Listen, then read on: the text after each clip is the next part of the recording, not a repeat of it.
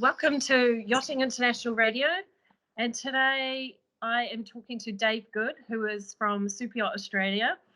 Hi Dave, how are you? Welcome to the show. Yeah, great to be here.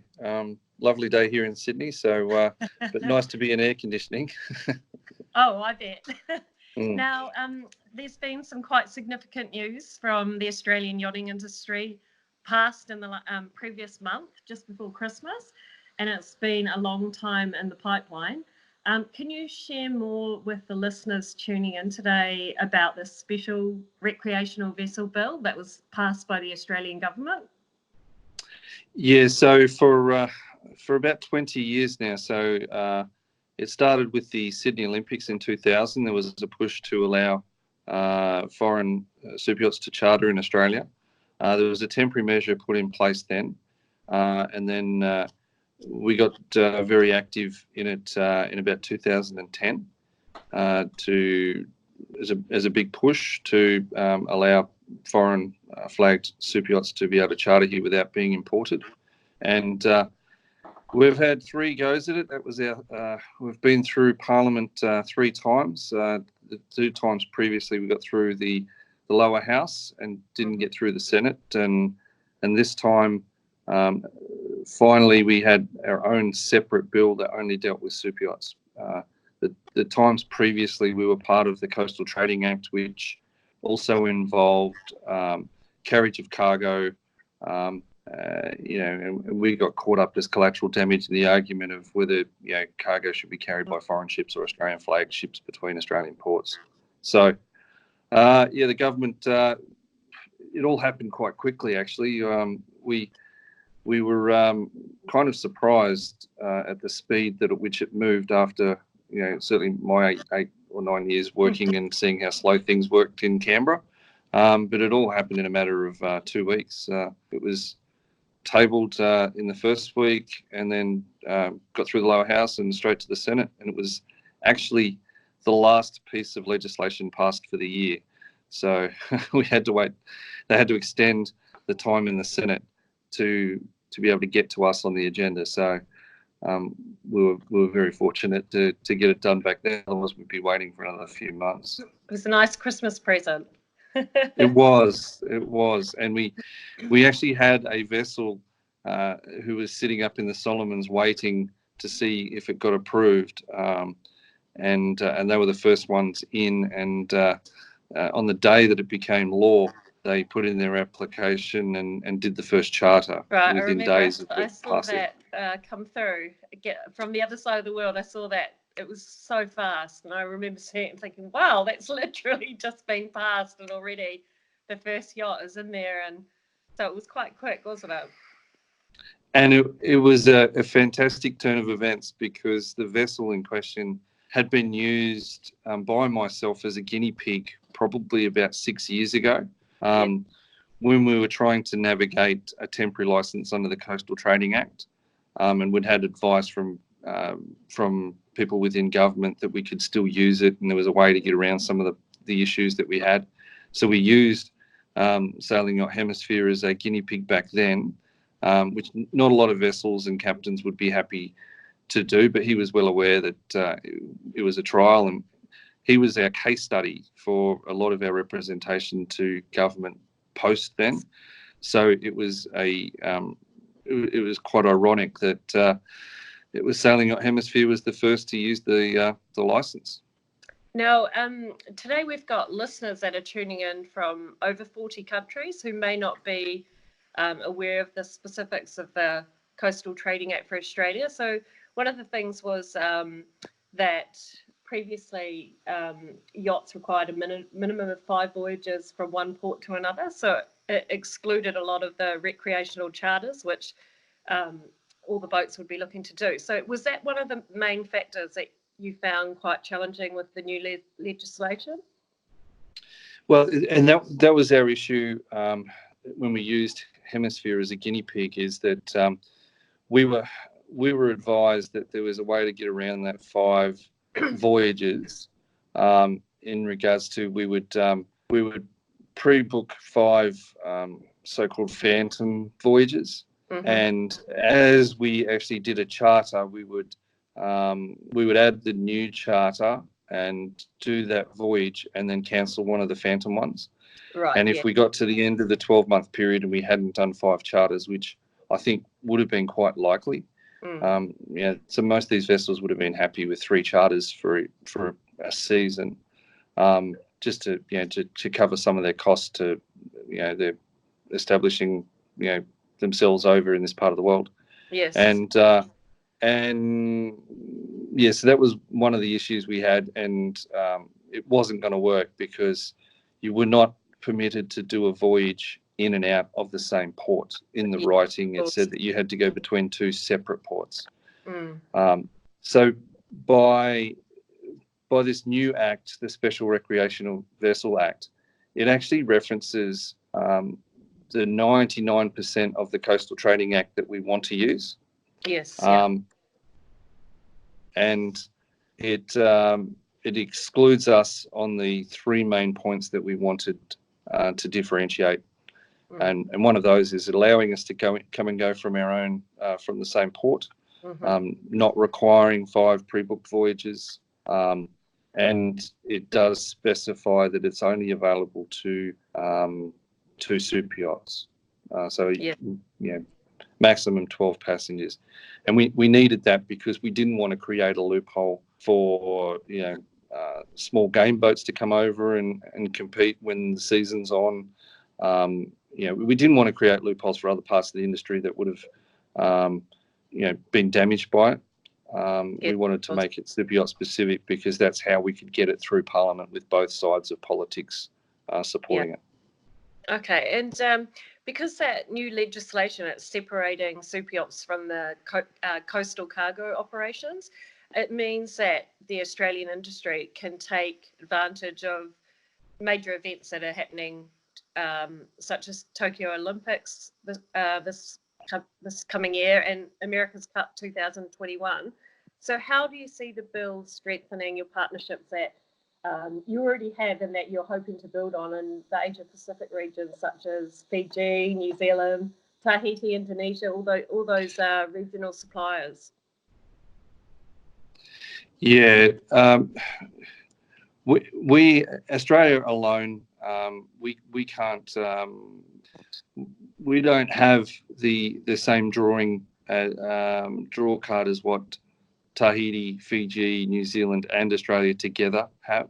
So we've been operating together as a group, advertising the South Pacific because it strengthens our attractiveness to vessels. It's not just about coming to one destination. You can cover off a number of different varied locations.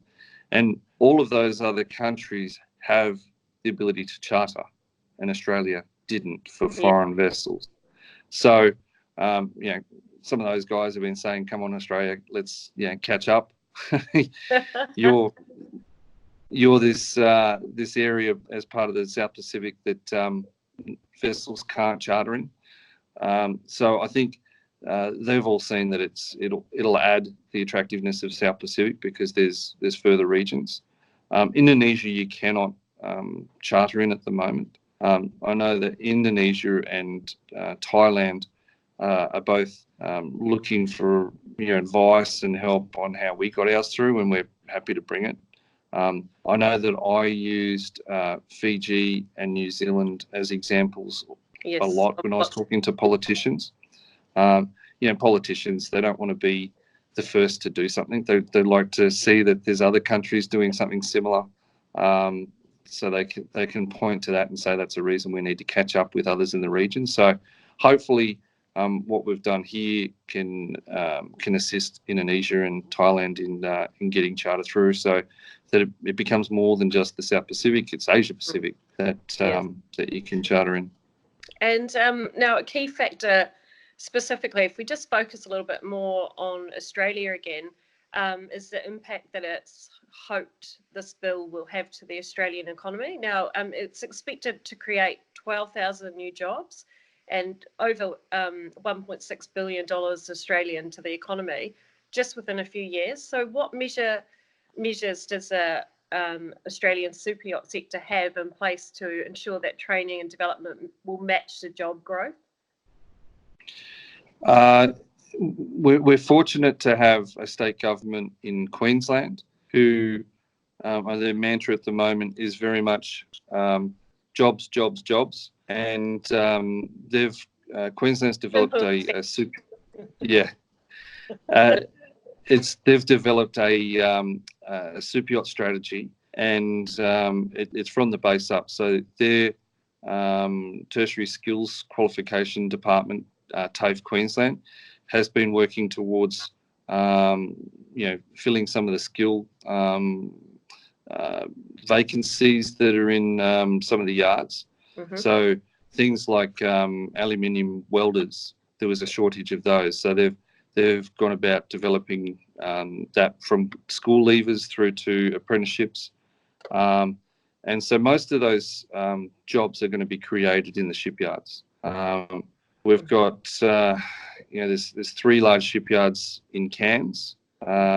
There's 3 large shipyards in Brisbane, and there's 2 large shipyards on the Gold Coast. And most of those have either pulled the trigger on expansion, or they've got their approvals and they're about to start spending money on expansion. And some of these places are more than doubling in size. So, for instance, there's Boatworks on the Gold Coast who have just done a $120 million expansion, and they're going to need 1,000 people to fill those sheds to work on the boats. Yeah. So that's where the numbers are. 12,000 sounds like a lot, but when you look at one single yard's going to need 1,000 people, it does add up. So it's most of those in the servicing and repair and refit jobs. Okay. Yep. And now just moving on to just a little bit sideways from the actual effect on the economy and creation of jobs. But now at Monaco Yacht Show last year, I heard about the Great Reef Census. There was quite a big push from Superyacht Group Great Barrier Reef that were up here.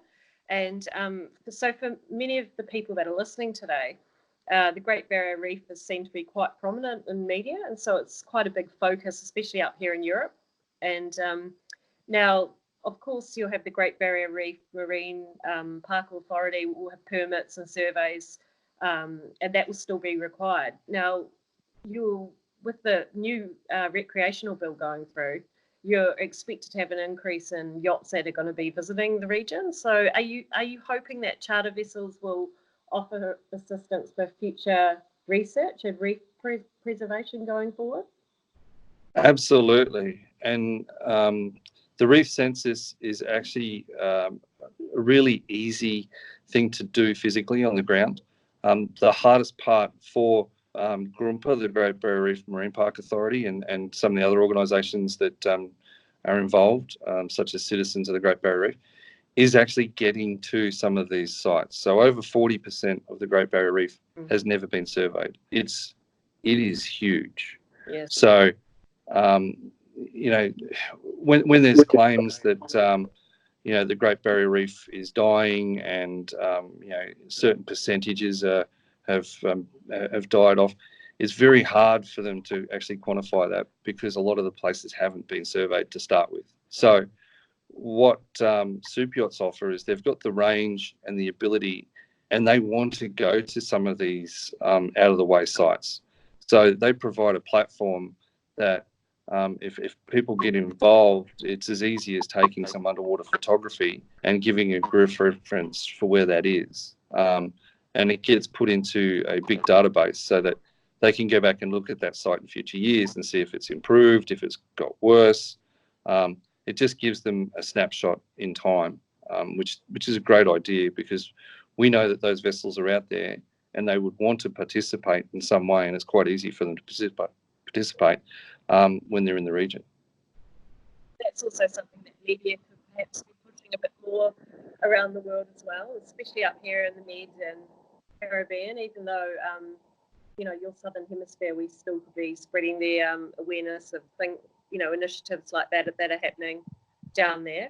Now, with the new legislation, it applies to a vessel, and up.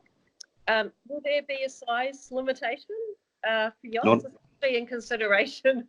Up here we're seeing 100-meter plus yachts in the Med quite regularly. So that's it, just 24 meters and up. Go for it. go for it as big as we can fit in. Coping with the size in some of our infrastructure is something that we're planning for. We've got berths capable. We've got a berth in Cairns that's capable of 140-meter vessels. Some of the other locations they would need to go, vessels of that size would need to go to cruise ship berths. Yes. But just 2 weeks ago, the Queensland government, once again, part of their Superyacht development strategy, announced investment into a 163-metre berth at the Gold Coast, which will be fantastic. There's developments around that will be able to cater for these vessels. So if these vessels start turning up, we'll meet the demand.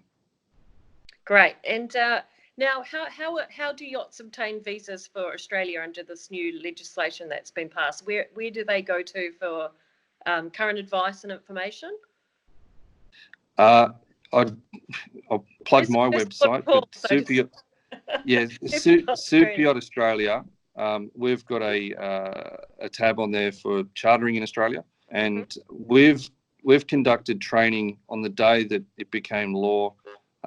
Before Christmas, we conducted training for all the agents, the brokers, and interested parties, so that we could qualify people. We had all the government departments there, so that they're registered on the site, so they can. It's a matter of if you use one of the agents that's been trained, it's just a matter of them logging on, putting the IMO number of the vessel name and details, and within 2 days, the permit will be issued for that vessel. Okay, great. Well, the cost is $400 Australian to apply. Okay, great. That's useful information to put in. We'll actually put the website address in the comments for anybody that's listening today. So thanks very much for joining me today, David. I hope you have a lovely day there in Sydney, and we're looking forward to seeing the progress of what happens in the Australian superyacht industry to come in the future. It's a pleasure. Thank you. Great. Thank you so much. Cheers. Take care.